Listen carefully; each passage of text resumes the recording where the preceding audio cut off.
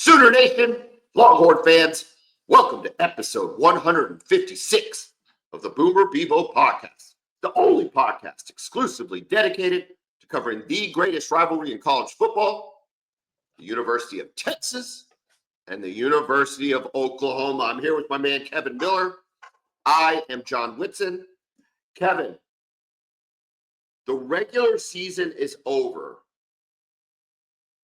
And yet there is more to talk about today than potentially the entire year, save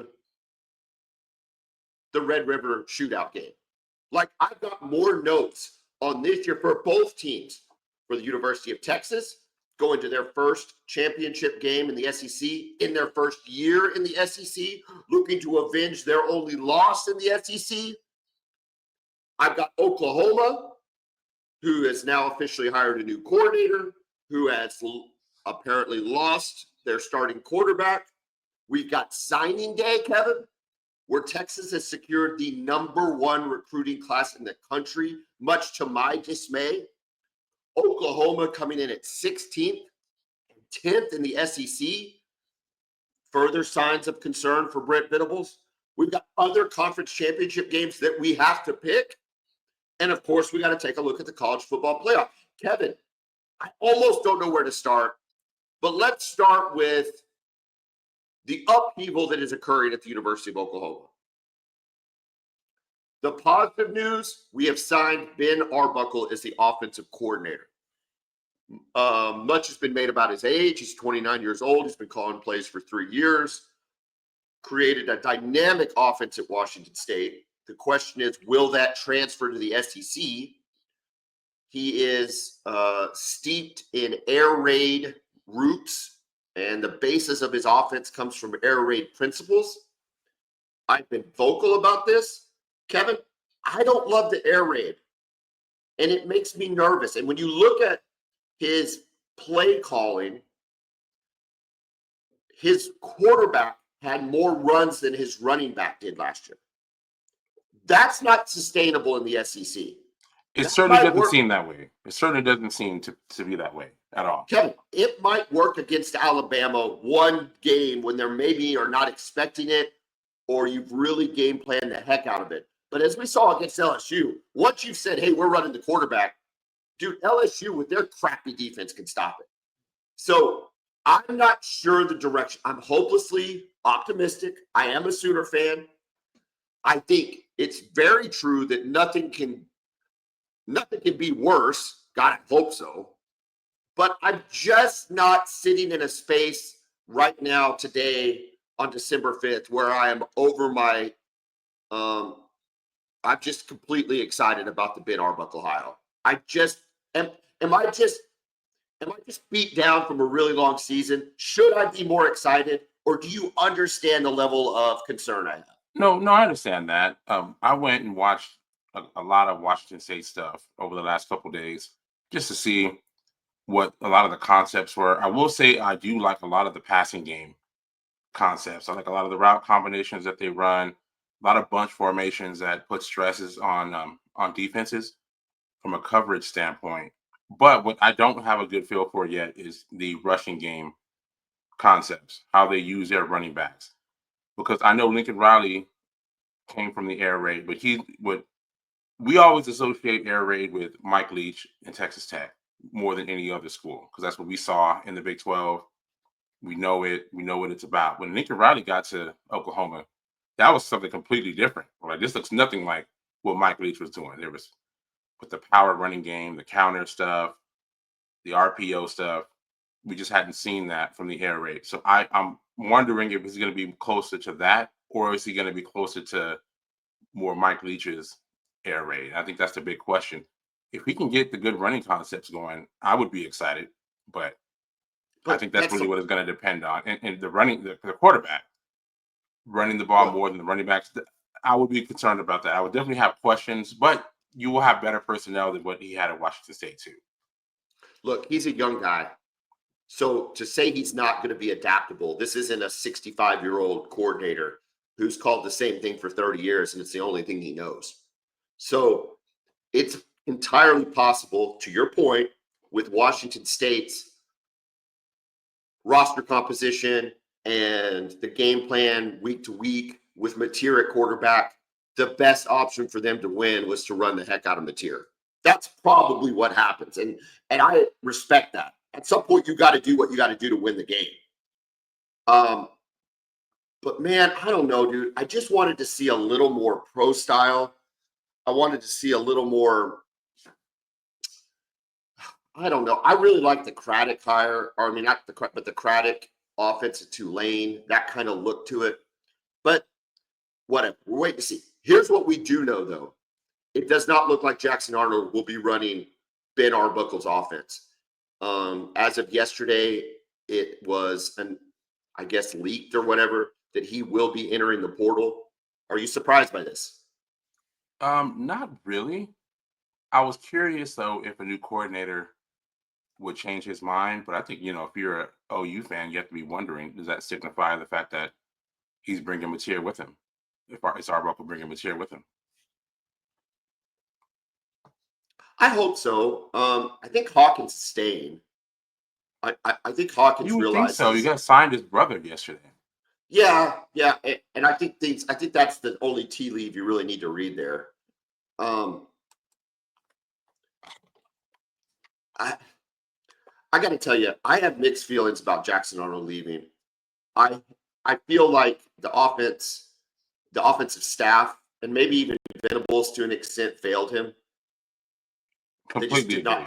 They did not put him was in, mismanaged all season long. Yeah, they didn't put him in positions to win the game, or to win the position and to steady himself at the position. He's a 5-star talent.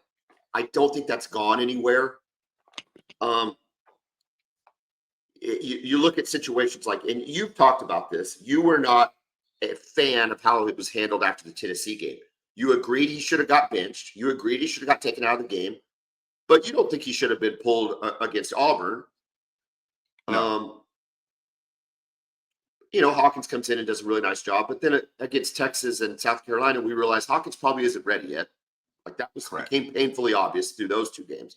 So then they go back to Jackson Arnold. And so I acknowledge that, right? As an OU fan, I look at that and go, man, they really screwed this kid up. However, the other side of me is he was a freaking turnover machine, Kevin. And not just this year with the injuries.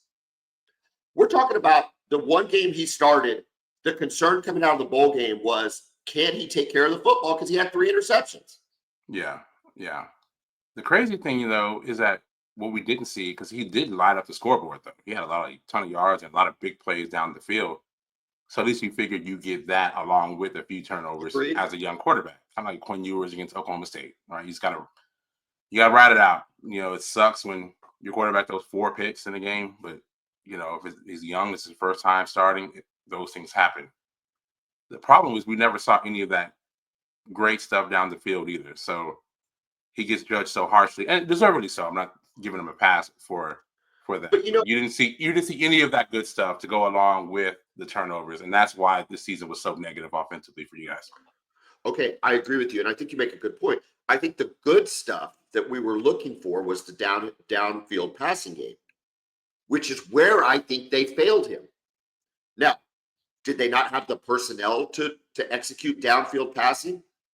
Maybe. It's hard to believe, though. J.J. Hester had a couple nice plays. Brendan Thompson was supposed to be the fastest guy on the field. You would think we could have just taken some shots for taking shots' sake, but we never really did. And I put that on the offensive coaching staff.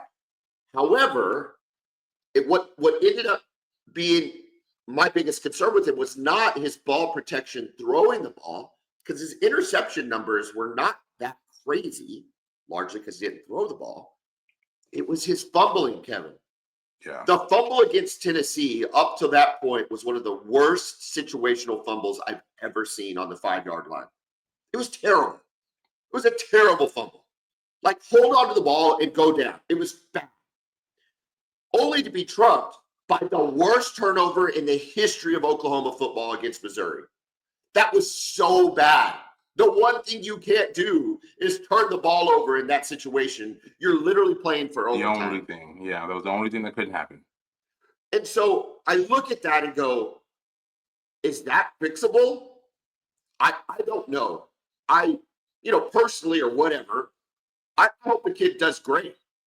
But I don't think this is the same situation as, this isn't like a Dylan Gabriel situation. I don't think he's going to go be No. Heisman worthy next year. But if he finds a good spot, he could be a really good quarterback, right? Yes, I still think that talent is there. Now, have you heard anything about potential landing spots for him? Mississippi State. Is that what you've heard? Man, we've kind of talked about this before. I think Levy really likes Van Buren, their quarterback. Yeah. And I think he's super talented. So that's interesting if he were to go there. Well, this is the What that problem. means. This is the problem for Jackson Arnold, is in the NIL era, he hasn't done anything to increase his value. No. And so in addition, okay, so under previous transfer stuff, it wouldn't so much be a money situation, but you'd be looking to either A, playing time, or B, a better program. I don't think he's put himself in position for a better program or NIL. If he wants more playing time, I think it's going to have to be outside the SEC, right? That's what I was thinking. Does he maybe go to one of the schools in Texas? Does he go to TCU or SMU even? Somewhere like that, where he's still, if he goes where he's still in the Power Four. But yeah, because if you look at the SEC schools, we'll just do this real quick, right? Yeah, I got him here. So does Texas have? Let's just go in terms of recruiting rankings because I have it right here. Sure. Okay. Texas has a quarterback next year. Correct. Bama, Milroe could leave, but you got to assume they've got somebody, right? Yeah, but their situation is not. They've got 2 freshmen coming in, Keelan Russell out of Duncanville, but there's nobody that's a sure thing for next season. Jackson Arnold's not an Alabama quarterback, though, is he? I don't know. The talent's there, man. Are you serious right now? I don't see it as likely. Right, he's a 5-star quarterback, but I don't see it as likely. But Georgia, they lose Carson Beck. Georgia always has talented quarterbacks. We'll see. I don't see that as likely though. Could you see a scenario? Auburn is at number 6 in the rankings. Could you see a situation at Auburn? They lose their. I'd make the call if I was Auburn. I'd kick the tires. Yeah, and playing for, I don't like the guy Hugh Freeze. I think he's a douche. We've talked about that, but he does run a pretty good offense typically. He does. That could be something. That could be something that Jackson Arnold looks at. I'd kick the tires there if I was Auburn for sure. Nussmeier's coming back for LSU. I'm not sure about that. Let's see. A&M, Marcel Reed, he's there for a while, right? Even though he didn't look great against Texas, though. No, I like the kid, but he's not really ready yet. So, all right, we know Tennessee's got Nico. We know Florida's got DJ Lagway. Ole Miss, I don't know what the kid's name was. I wrote it down. Man, that kid looked really, really good. The true freshman. Yeah, the freshman. He did. Holy crap, man! That just makes me sick. Is the kid out of Missouri, Brady Cook? Is he gone? Let's see. Nussmeier is a senior, but I do think he has. Well, he's listed as a junior, so he's got a year of eligibility left if he chooses to do so. I don't see him going to the NFL this year, but we'll see. South Carolina's got Sellers. Yeah, Sellers will be back. Arkansas, Kentucky, Mississippi State, Vandy. I don't care. You go to one of those schools, whatever. I can see him at Vandy though. He could be a Diego Pavia type player. Oh yeah, absolutely. And he's a far more talented Pavia. Brady Cook is gone. He's a 5th-year guy this year. So you look at Missouri and A&M, and you think, I'm sorry, Missouri and Auburn. I think Missouri and Auburn could be SEC options. I don't know. It's frustrating, right? Because you look at the transfers for Oklahoma just in this century. Not the transfer. You look at the 5-star quarterbacks in this century. Yeah, very interesting there. Let's just look at the ones in this decade. Caleb Williams, 5-star. Spencer Rattler, 5-star. Jackson Arnold, 5-star. Um, different regimes, Caleb Williams and Spencer Rattler. But my goodness, there's a little regret there, right? There's a little what might have been for Oklahoma fans. Doesn't there have to be? Absolutely. Oh yeah, absolutely. And you've only had one 5-star finish his career at Oklahoma in the last 25 years as a quarterback. And he didn't even finish it as a quarterback. Blake Bell is a tight end. That's pretty wild, right? That's It's wild, man. it's Especially given the frustrating, success you've had with quarterbacks in general. but they've all been okay. Well, early on, they were, but even Josh Heupel was a transfer. Yeah. If you go Was back, he a if you go JUCO back guy? that far, yeah, Snow Junior College. And then yeah. So Red Jason Beaumont, White. he's Jason playing White well. was Jason White was homegrown. Bradford was homegrown in terms of being there all 4 years. Yeah. And Landry Jones. Yeah. After that, even Trevor Knight transferred. So it's I don't know. It's really frustrating. All right, It's that's one of those our things. It gives you mixed feelings, right? Like you understand why he's leaving. You're not upset about it because he didn't light it up for you guys, but you still kind of see that there's something there that could grow into something special. He didn't get that 5-star rating for no reason, right? So I just don't know if I can unsee the turnovers. yeah, I just don't know that I can unsee the turn. They were just so bad and they were so inopportune. And sometimes a fresh start is just needed for everybody. yeah. All right. Sometimes it's good for you to move on. Real quick, I got to ask you though on this Arbuckle thing Yeah. Okay. Sure. before we move on. Now I heard that Venable said that the rest of the staff is being retained. I'm What are glad your you asked thoughts that. on that? Well, I talked about this, right? Is the concern I have is not Ben Arbuckle's age as it relates to play calling and scheming and even recruiting. We've seen young coaches be really good recruiters. So they can they can relate better. But I do see a potential pitfall with his ability to manage the offensive staff. Okay. And I'm going to pick on one specific position group, and that's the running backs. I have not been happy with the way DeMarco Murray has handled the running backs this year. I think it's been really disheartening to see what we saw from Xavier Robinson in the back half of the year and not having seen that kid at all, causing him to burn his red shirt when he could have been potentially playing all year. The lack of development from Barnes, the lack of development from Sawchuk, Taylor Tatum, his ball security issues. We keep saying he's a home run hitter, but we never saw any home runs. So that's a very talented backfield when you hear it said out loud. But they just didn't perform on the field outside of Barnes, and he really didn't get his opportunities. And then when he finally did against LSU as a main starter. So anyway, my point is DeMarco Murray frustrates me. Does Ben Arbuckle have the cachet, the gravitas, the leadership to go, DeMarco? Clearly, you're a great recruiter. But, dude, we've got to look at the talent evaluation and development. And we've got to do something potentially a little different to get the right guys on the field at the right time. Now, you can extrapolate that to the rest. Joe John Finley, the tight end room has been really, really weird. Bauer Sharp was a big disappointment. That's another example. Emmett Jones, I give a pass with the number of injuries he had. But I look at those two position groups and say, will he be able to look DeMarco Murray in the eye and go, dude, listen, this is not working, who you're giving me to run out here.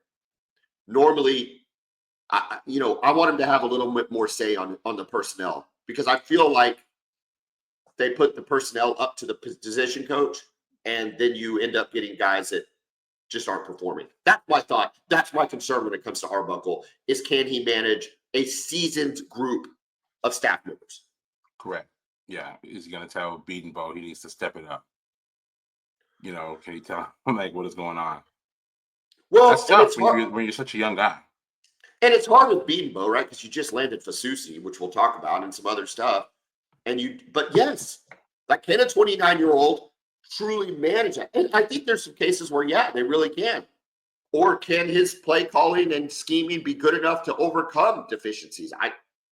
I don't know. There's just some concern there. And I think when we looked at like a Dan Mullen, which is that talk went on, I think it became more and more clear that that wasn't maybe even real.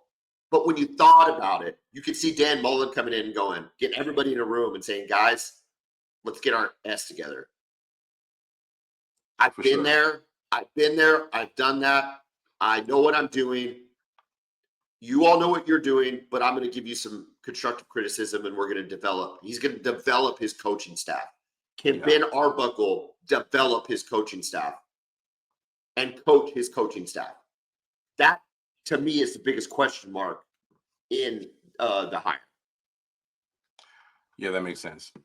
Well, again, a lot of questions here. So I'm sure you guys are going to be heavily invested in spring football this year.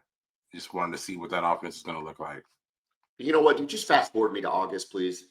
Yeah. Like, put me well, you in know a how time it works, capsule. man. The spring's going to be huge.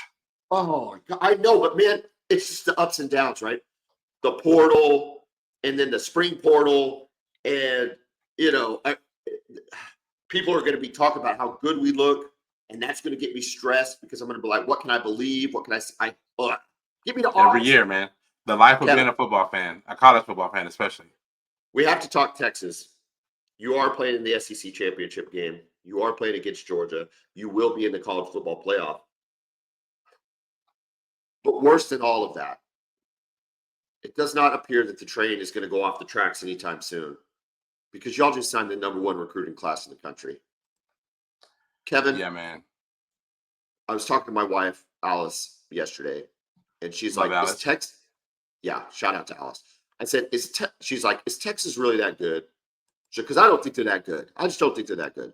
And I'm like, here's the problem. I hate Texas. I hate you guys. However, in addition to having a crappy schedule, I think you are really good. And now there's clear evidence that you might have just gotten better. And that is not a good sign for the University of Oklahoma.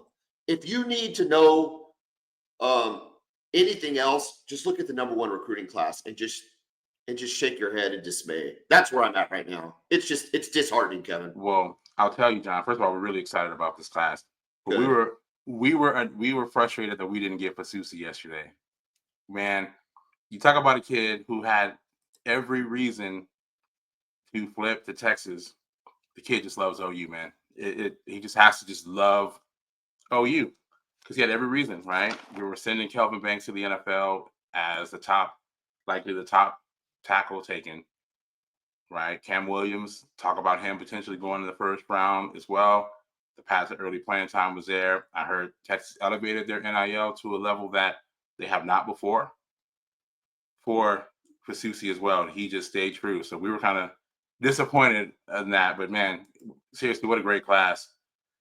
And I've told you this before, over the last few years, that the goal for Texas with Sark is to elevate the program into a,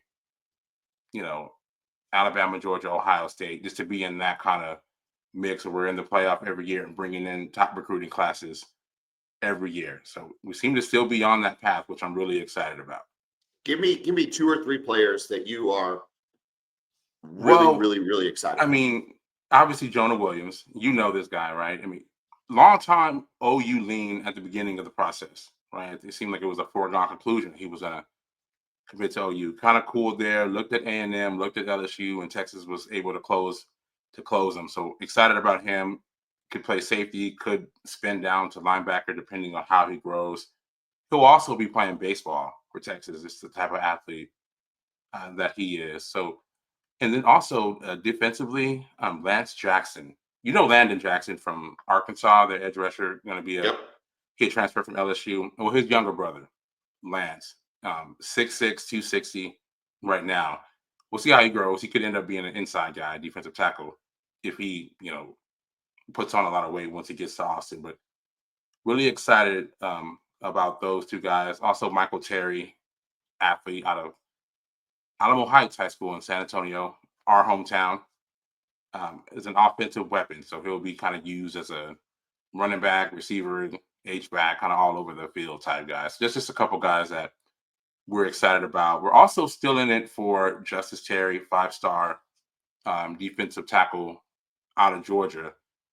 And he'll announce Friday, and that's going to come down to either Texas or Georgia. So Texas and Georgia are playing twice this weekend, playing for Justice Terry Friday and then playing for the SEC on Saturday. So, Dude, if I was that kid, I'd be waiting until Monday. I want to know who won the game. Yeah. You know? I'm looking at Oklahoma's signees, and I'm looking at the geographic footprint. And it's largely Oklahoma and Texas. There's a couple of hits out of Arkansas, a couple of hits out of Utah, one guy out of Maryland, a 3-star, Tyree Washington. I'm not Tyree, I'm sorry, Trent Wilson. But largely Oklahoma, Texas, a little bit of Arkansas. What does Texas's footprint look like? Were y'all able to get some big wins out of Florida, California, the Deep South, or is this largely a Texas class? No, that's a good question. Obviously, we got a lot out of Texas, but no, we've got guys. James Simon, running back, 4-star running back out of Shreveport. Nikolai Brooks, offensive lineman out of Loganville, Georgia. Zealous Hicks, 4-star safety, also out of Georgia. Emory Watson, tight end, out of Georgia. And then we've got 3 guys from Florida. We got a guy from California, and our quarterback is from Alabama. So, to me, that's even more frustrating for Oklahoma fan. You know, it's because Texas, like Oklahoma, wants to own the state of Texas recruiting as much as possible, right? Yeah. Don't get me wrong. There's plenty of talent in the state of Texas. But you want to have that national reach, and you want to be able to go poke some players from under the noses of Florida and Bama and USC and Georgia, because it just kind of puts a little fear into them. And I like that about Texas's class. I don't like that about Oklahoma's class, that we don't really have any of those wins. We had them last year, and I was very positive about that last year. But we don't have them this year, and I just wonder how much of that has to do with the season's performance. When you go 6-6, you just lose that national cachet that quickly, or was there a focus? No, I don't know. Because Auburn had a similar season, and they're right up there, top 5 in the country. They just do it. It's tough, but again, when Texas hired Sark and when he found out that we were going to the SEC, he, thankfully, he came from Alabama. Most of his staff had coached in the SEC before, so just a lot of ties. Our defensive line coach is from Florida. Our DB coach is from Louisiana. So we just got ties all down there. And you got to go down there because that's where the best players are. Texas and then Southeast. Georgia, Alabama, Louisiana, and Florida. Got to be able to get those guys. When Texas A&M went to the SEC, it opened the doors of Texas to the SEC. Because back then, most of those guys were not recruiting in Texas. They might get 1 or 2 prospects, but not heavily. Now, it's open season on everybody. Yeah. And it's important for Texas to get down there into those states and get those, because there are some incredible football players, especially on the defensive line. Look, I'm excited about Oklahoma's recruiting class from the standpoint that you've got 2 highly ranked offensive linemen. Let's just start there. Fasusi, that's the win of the season, clearly for Oklahoma. It's not even close. But then you got Ryan Foji out of Cypress, Texas, who's a 4-star offensive tackle. Really, really, really good haul with those 2 guys. Yeah, and so then we signed, if I'm looking at it right, 2 other inside offensive linemen. Darius Fabula out of Lehigh, Utah, and Owen Holland back out of Melissa, Texas. Shout out to Melissa, Texas. My cousins live there, Bub and Kate. And so that's good. Along the trenches is where you want to see stuff. It's not the defensive line haul that we saw last year, and maybe we didn't need that. Maybe that wasn't a position of need. We did get a 4-star edge. I don't think you can have too many edges. We've seen it's a need every year, man. the defensive Well, you've line. seen how important it's been in the conference, right? When you think gotta have about those guys. what South Carolina's doing this year, it's largely based on their edge play. I mean, Correct. it's so disruptive to the other teams. So we did get a 4-star edge with CJ Nixon out of Weatherford, Oklahoma. So that's a good win. Look, I expect Oklahoma with Arbuckle and the entire staff really on the offensive side of the ball to be very active in the portal based on this recruiting class, right? That's what it seems to me. Have you But I think, heard? Is there like a position of need that you're hearing for the portal? well, to me, it's got to be wide receiver. I don't think we can count on everybody coming back. I've said this Absolutely before. not. I don't think Nick No, you Anderson is cannot. coming back. I don't think Nick Anderson's coming back. Yeah. And even with Farouk and Andrew Anthony, I like both of those guys, but there's, with injuries and everything, there's likelihoods of them coming back and not, and I just don't know. So for me, it's still wide receiver. And then on top of that, look at what happened with Petaway entering. We haven't even talked about Petaway entering the portal, which you and I have been big Petaway fans. To be fair to the coaching staff, though, when giving opportunities, it's not like he showed out. There had to be a reason why you guys are playing Jacob Jordan over him, over a high 4-star because he was receiver. dropping balls.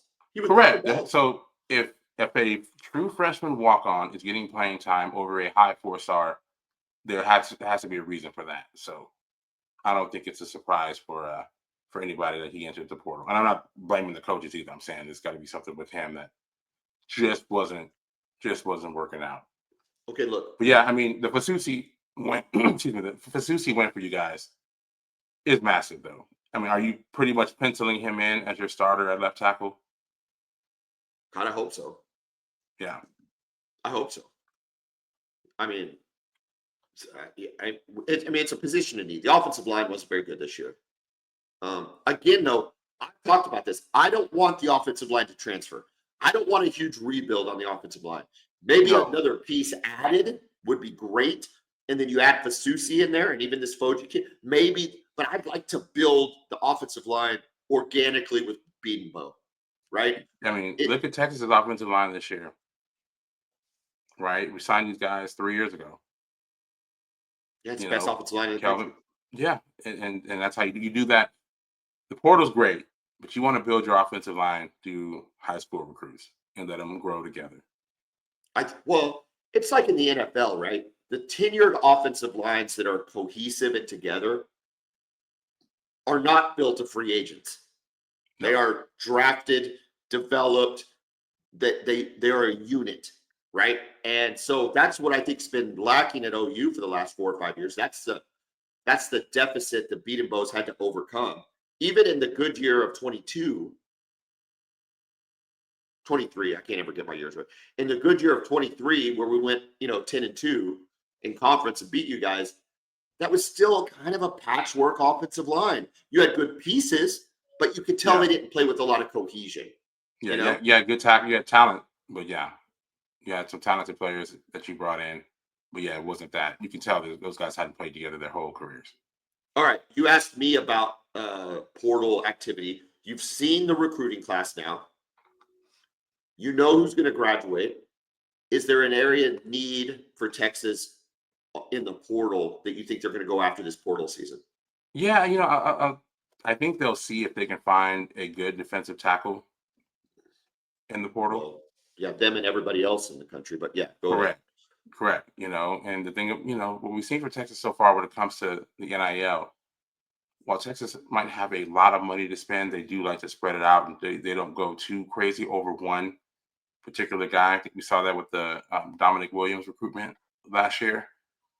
But we'll see. We'll see who's out there. First of all, the thing about defensive linemen is they're not leaving often if they're already good. The only time they are if they're looking to go is to elevate their program. Right.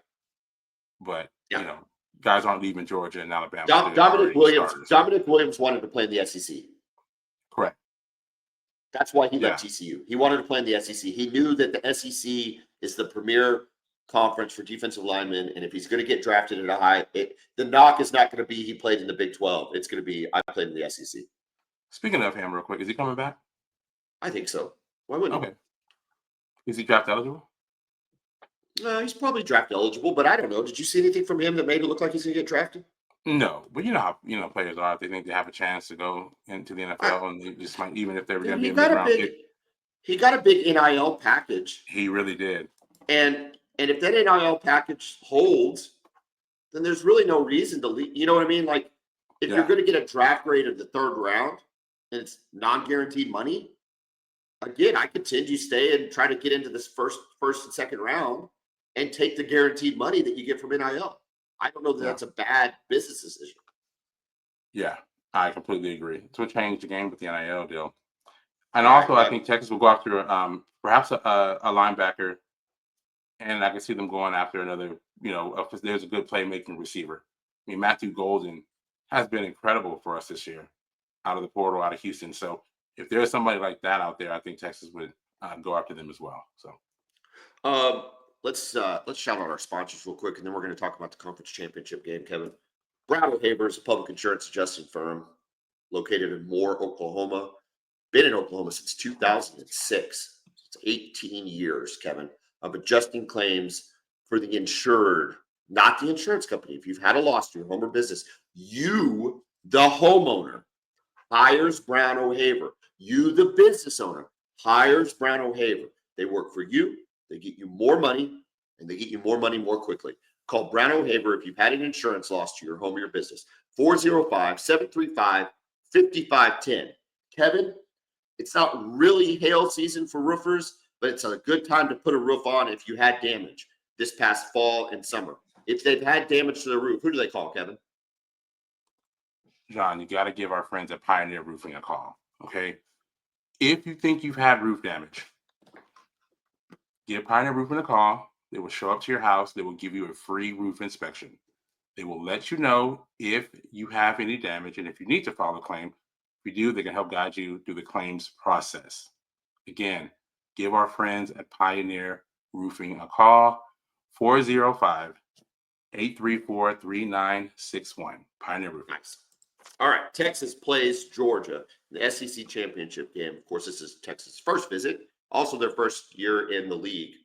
Georgia, no stranger to the SEC championship game, no stranger to the Mercedes-Benz Stadium in Georgia. So I always think that's a weak place to have it every year, but whatever. Hopefully there's some push maybe to move it over to Jerry's World. I guess the Big 12 kind of has that locked down, but it would be cool to see it somewhere in Texas. However, that's not the point. The point is Texas, as of right now, is a 3-point favorite, even though they have lost to Georgia in their first game. I'm going to give you what I think the matchup is, Kevin, and then I'd like you to break it down for me after that. I think the matchup comes down to Texas's running game versus Georgia's passing game. Trey Wisner is on a tear, okay? In his last 2 games, he went for 158 and 186 yards against Kentucky and A&M. Not bad defenses, okay? He's having a really good run right now. Carson Beck, from a passing situation, is also on a heater. In his last 3 games, he went for 347, 297, 297 with 11 touchdowns, 0 interceptions against Tennessee, UMass, and Georgia Tech. However, Trey Wisner against Georgia was 15 carries for 52 yards. Not great. Carson Beck against Texas, 23 for 41 for 175 yards and 3 interceptions. Probably worse. So they didn't do well the first time. However, I still think that's the matchup, because if Texas can run the ball effectively against Georgia, I think you can win the game. If Carson Beck, conversely, can exploit some things in the passing game, I think it puts Georgia in a really good position. Do you agree with my assessment that this is the matchup to watch? Throw something else out there. What do you think is going to happen in this game, Kevin? No, well, first of all, what a monumental opportunity for Texas to win the SEC in year 1. But it's going to be tough, right? Because Georgia, it's a tough matchup for any team, Texas in particular. They've got a lot of size and athleticism on their defensive line. They made it very difficult for Texas last year. I like your matchup there, and I think you're spot on with that. Carson Beck has looked great over the past few weeks. Is that who he is, or is he just on a heater? Can Texas force him into mistakes like they did in the first game? I'm hoping that we can. I'm hoping we can get pressure on him and do a better job, even an even better job of getting pressure on him this time than we did the last time. Texas's running game has been really good. If we could run the football against Georgia, I think we will win the game. I think we will. That's the question. But we have to. And what I'm hoping is that we can run the ball effectively from the jump, and then that can set up the play action. And the thing is, we have to hit on plays down the field. I think we'll have a few opportunities down the field, and we just have to hit them. We haven't really hit them much this season. We hit a couple last week against A&M, but we need it to be like the Florida game where we are hitting those shots down the field, because I do think that Georgia is going to sell out to stop the run game, because right now that is the definite strength of Texas team offensively. What I want to see, though, is from Texas defense, can we get consistent pressure on Beck, and can we cover their tight ends? Because Oscar Delp has become a weapon for them, and he is a tough matchup. He's one of those kind of big tight ends, athleticism. I'm not saying he's not as good as Brock Bowers, but he's got the same kind of build and the same kind of athleticism. He actually might be a better athlete than even Bowers was. So, yeah, man, I'm just really excited to see how it unfolds. Your defense is really playing lights out. And honestly, against Georgia, the score might not reflect it, but the stats do, with the 3 interceptions. And they gave you every opportunity in the first half to stay in that game, if not take control of the game. Do you anticipate can Georgia figure something out against your defense after seeing it once already? Or is this an opportunity for Texas because they see something that maybe they can exploit in Georgia's offense? Well, that's my hope. That's my hope, is that we can get pressure. Because the thing about Beck, the last few weeks, he hasn't really been pressured much. He's been able to sit back there in the pocket. If you look at his stats, when he's pressured, he is not good at all. Kind of like what we see with Quinn. The same way. You get pressure on Beck, that's when those mistakes start happening. And so I like our edges. I think we can get some wins against their tackles and make things uncomfortable for him and hopefully force him into those mistakes. What I'm hoping is that Texas is treating this game like a true road game, having to go to Atlanta, less than an hour away from Georgia's campus, because the team really seems to lock in when they're in these road environments, right? We've seen it against Michigan, we've seen it against Arkansas, obviously against Texas A&M last week. We go into those crazy, tough environments, the team just seems to have a level of focus that they just don't have when they're playing in Austin. So, man, I'm hoping we go in there with that kind of us against the world mindset and get this thing done. Do you think the SEC championship game has been devalued by the college football playoff? Maybe, but I think with this being year one, I think it's really important. It's very important to Texas to have that on the resume year one. I think it'll really continue to help with recruits. I think everybody in that region is going to be watching on Saturday. And if we can go into that state, into that stadium, and get a win and to lift the SEC championship trophy year one, just really announce ourselves that we are going to be a true player in this conference for years to come. I just think about what that will bring to the program, especially, like I said, from a recruiting standpoint. We start getting those kids out of Atlanta and out of Mississippi and Alabama. There's just so many talented players there. So it's just like I said, it's a monumental opportunity. So I'm excited to see how it goes. So I actually think the game's been elevated.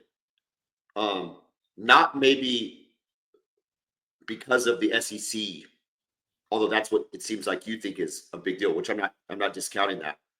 But I think it's been elevated from a playoff standpoint because you're playing for a bye. That's and true. I think the bye is huge, Kevin, because the bye gives you two things. It gives you a week off, obviously, and you Well, I guess you don't host, right? You'll be in a bowl. Yeah, to be in a yeah. And that's kind of been my thing going back and forth with this. Like, do you want to buy? Or do you But want to you host a do game? not you do not want to play that first game though, Kevin. I'm just saying. Look, you Yeah, just said it. You just said that Texas can lose a little focus at home. Maybe almost get too hyped up. And in addition to that, you're going to be playing a good football team, right? Even if you even if you're Georgia and you get the 5th seed and you get to play Boise State, do you really want to play Ashton Genty in your first game? Like, is that really something you want to do? And yeah, that's Boise State. I'm not saying that you shouldn't win, but it's a little bit of doubt. You have to go win the game. There's whether it's injuries or just nicks and whatever. I think that winning this game for Texas or Georgia, getting that first round bye is paramount to the success in the playoff. I really, really do. yeah, yeah, man. Just when we announced that we were both going to the SEC, and this is kind of what we hoped it could be. Just weren't sure, right? Just because the way things go, you just never know how every season's going to unfold. But man, to be here, it's wild, and I'm really excited about it. But the thing about Georgia, man, you have to beat them, Yes. even if they are not playing well. They still find a way to win. They shouldn't have won that Georgia Tech game, right? They had every reason to lose that game, and those things happen. We see them; they just keep fighting and keep fighting and keep fighting. So you have to bury this team, right? If you have an opportunity to beat them, you have to do it. Well, we saw. I mean, we saw with Georgia Tech, right? I mean, Yeah, they had no Georgia business Tech. winning that game. Georgia Tech had the lead in the fourth quarter. Then they had opportunities in overtime, and as much as it's like what we're seeing with Kansas City right now, right? If you don't beat them when they're down, they're a winning culture, and winning cultures find ways to win games. As much as we hate Kirby, Kirby finds ways to win games. Correct. So to me, I just really come back to you play really, really good defense and you run the ball. And I think you've got to, I think, well, you obviously got a chance your favorite, but I think you've got a very good chance to beat Georgia if you run the ball on them effectively and go ahead and stop Carson Beck's passing. Because I don't know that they've been running the ball that well. I don't think they can lean on their running game like they have in years past. No, they're not that team this year. They did a decent job against us. I mean, we held them under 300 yards in that game. That's a lot, holding them under 300 yards with all the weapons that they have.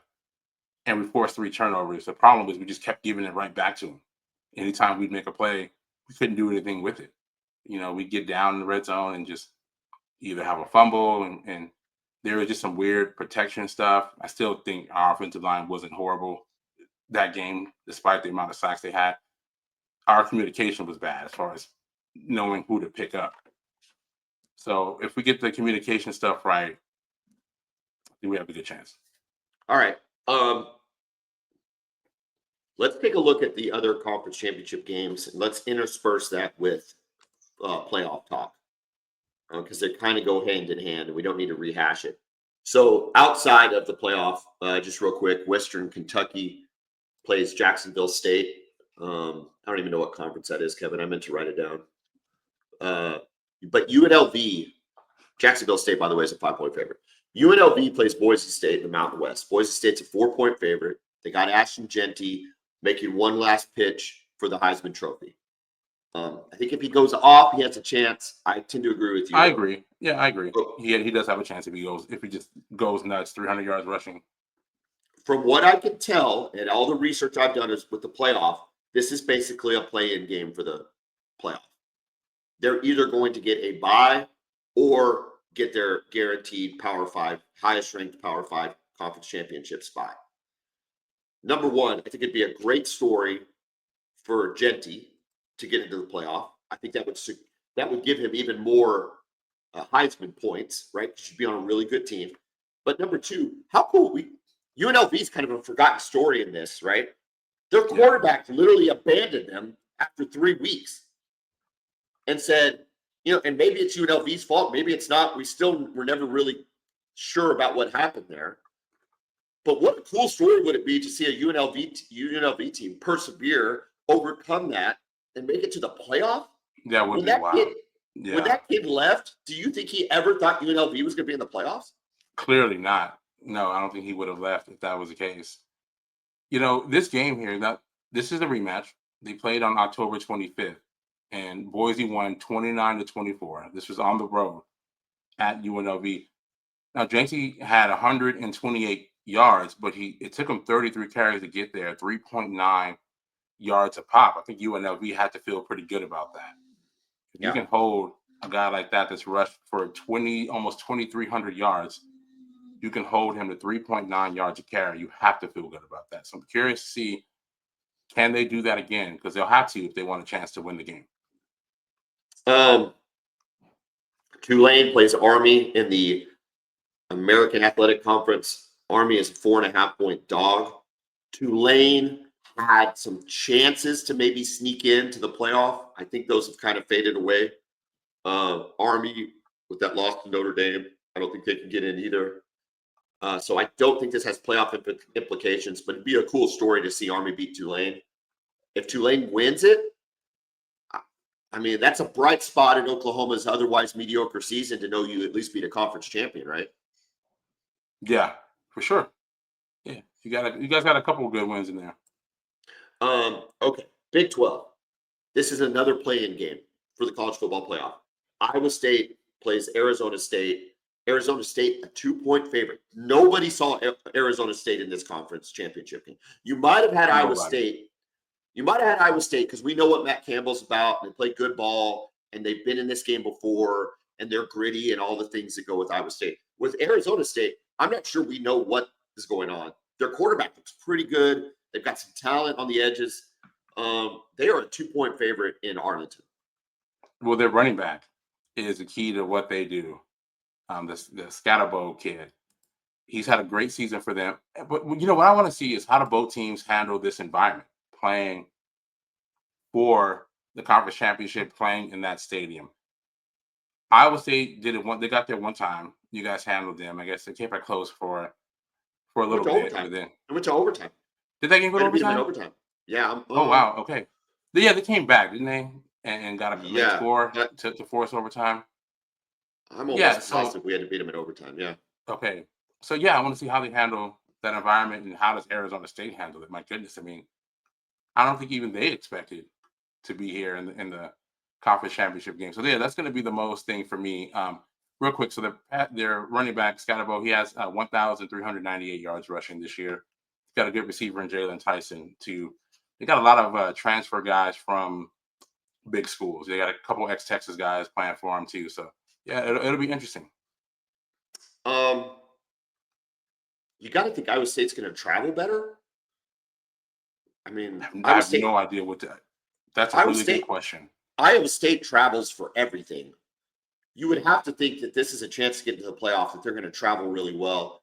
I don't know that ASU is going to travel as well just because people in the West tend not to care about football as much. So I don't know. Yeah. There might be a contingent of ASU fans in Dallas.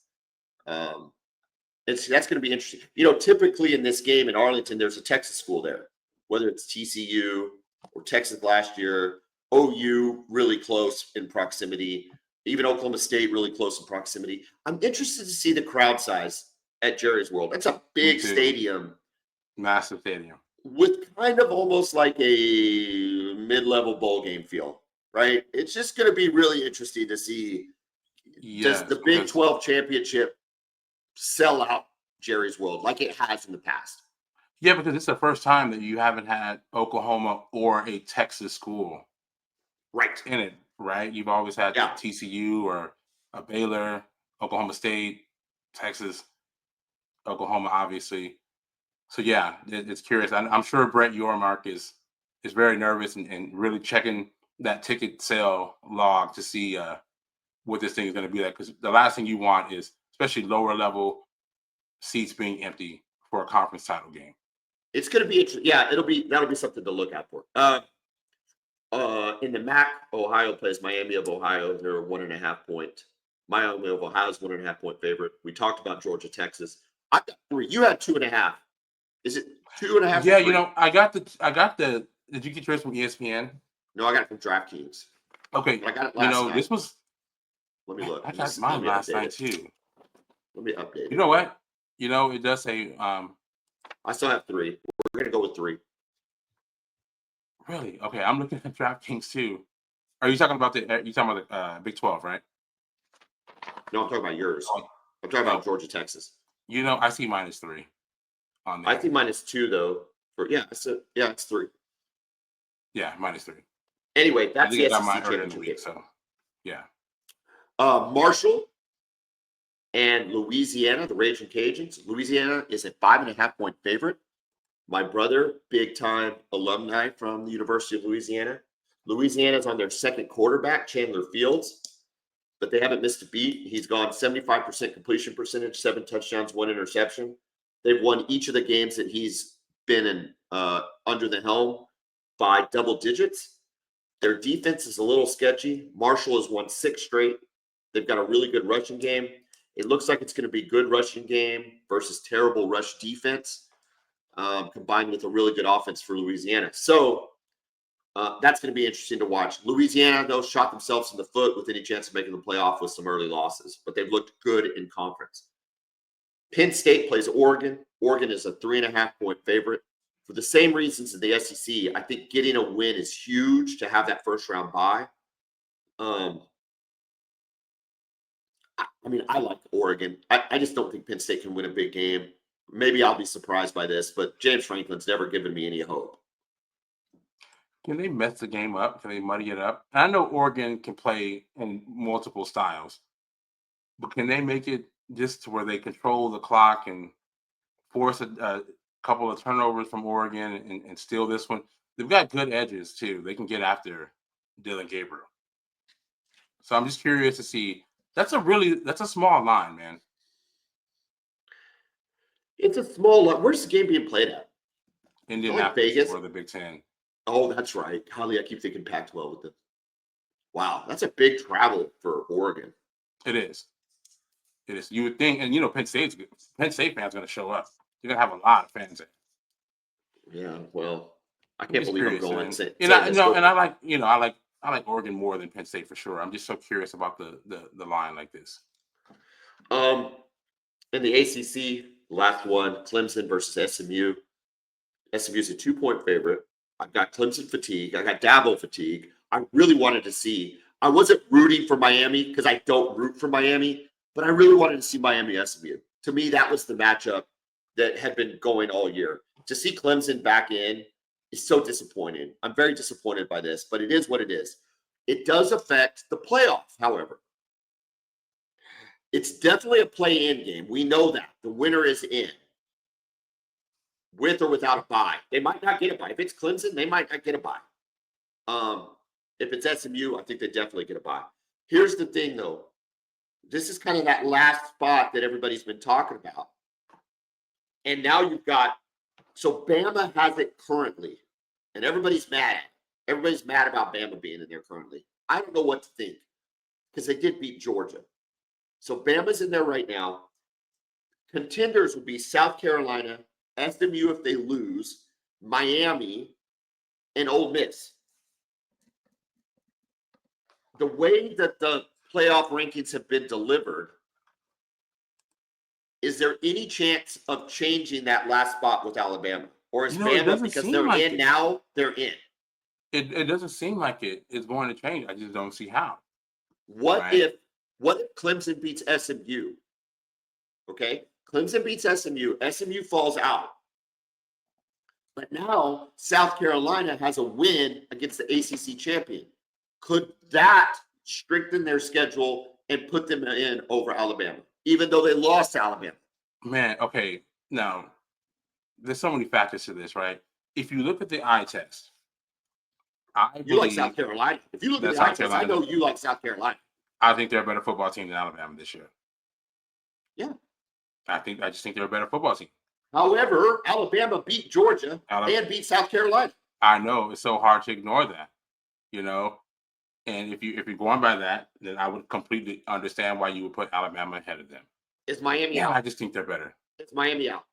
I think they are, and I don't know if it's fair. I don't think it's fair, but What would be fair? you can't lose to Syracuse. Beat Syracuse. You can't Beat lose to Syracuse. Syracuse. Yeah. Who's South Carolina's bad loss? Okay. Who they lost to? Let's see. Because Alabama's bad loss is Oklahoma. You beat Oklahoma, you're in. Like, Correct. it's not even an issue. And it's not Ole just Miss- they lost to. They got smoked. And Ole Miss's bad loss is Kentucky. We know that. Yeah. You lose to Kentucky at Inexcusable home. there.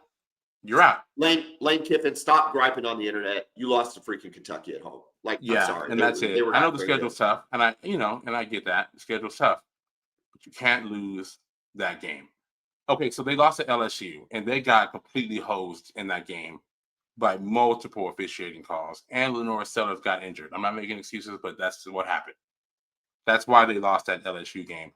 They did lose to Ole Miss badly, 27-3, and then they lost that close game to Alabama, 27-25, which South Carolina should have won that game too. But they didn't. They didn't. Correct. I don't know. I think there's a path for South Carolina if Clemson beats SMU. I think if SMU takes care of business, which isn't a guarantee, Clemson's been playing better.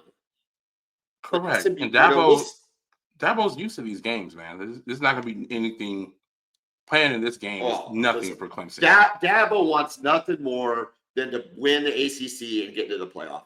Obviously, I mean, that goes without saying. But to really tell his naysayers and haters, screw y'all guys, I'm back in the playoff again where I belong. That's what Dabo wants to do.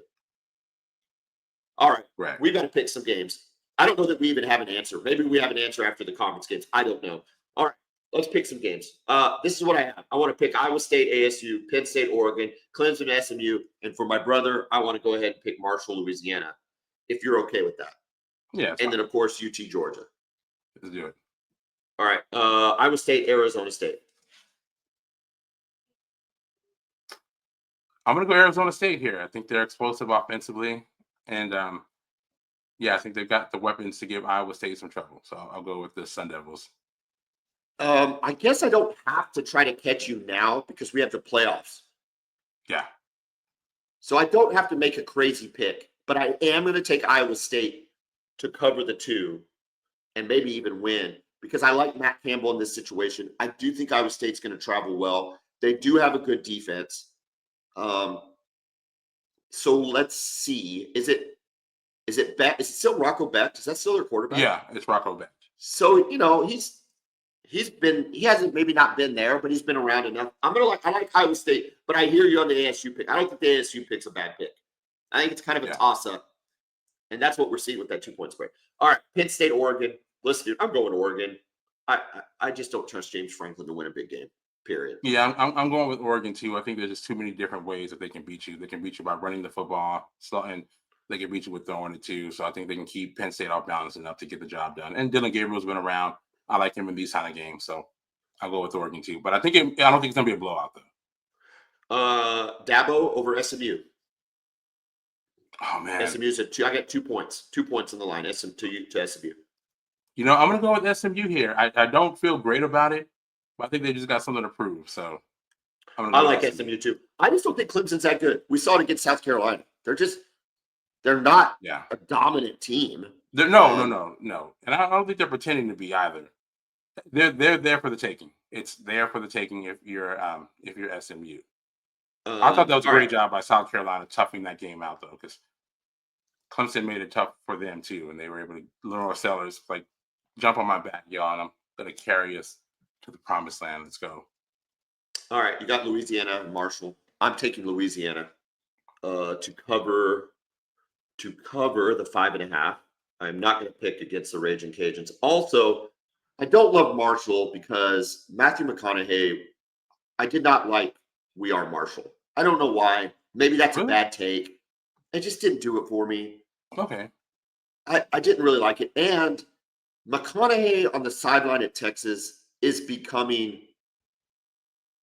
overly obnoxious. Like, we have passed the point of obnoxiousness. Dude, he's right behind Sark. He's right behind Sark. He's pretty calm on the sidelines. They just show him too much. He's not like jumping around and going nuts. That's how he used to be. He's been overexposed. I do not blame him for the overexposure. All right, we're all allowed to have our celebrities on the sideline. We all do. Okay, but it's the proximity to Sark. He's not on the edge of the sideline. He's not with the pass holders. He's literally holding the communication to the headset for Sark. And he's handing out towels to guys. It just bugs me, bro. It bugs me. It's the minister of culture. I love McConaughey. I actually really do. I actually love him. I've talked about True Detective on here before. Season 1. What the best one season of television I've ever seen with him and Woody Harrelson. First of all, has Woody Harrelson ever been better on anything? Okay, probably not. But did you see the basketball movie with Woody Harrelson, the most recent one? Not White Men Can't Jump. Obviously, it was good in White Men Can't Jump, but that's not it. The most recent one. Oh, let me find it. I'm going to find it. Champions. Have you seen this? No, I haven't seen that. No. Oh, it's so good, dude. Okay, I'm going to have to check it out. He takes, he has to do community service, and he has to take over coaching mentally challenged kids. Oh, it's so good. It is so good. Check it out. And it's not safe for the kids either. Don't make it, this isn't, this isn't not Hoosiers. This isn't Mighty Ducks. All right. Okay. It's great. Anyway, no, I haven't. Okay. So my point is I don't like McConaughey, therefore I'm not picking Marshall. Boom. There you go. Who do you got? You probably like McConaughey. You're probably picking Marshall.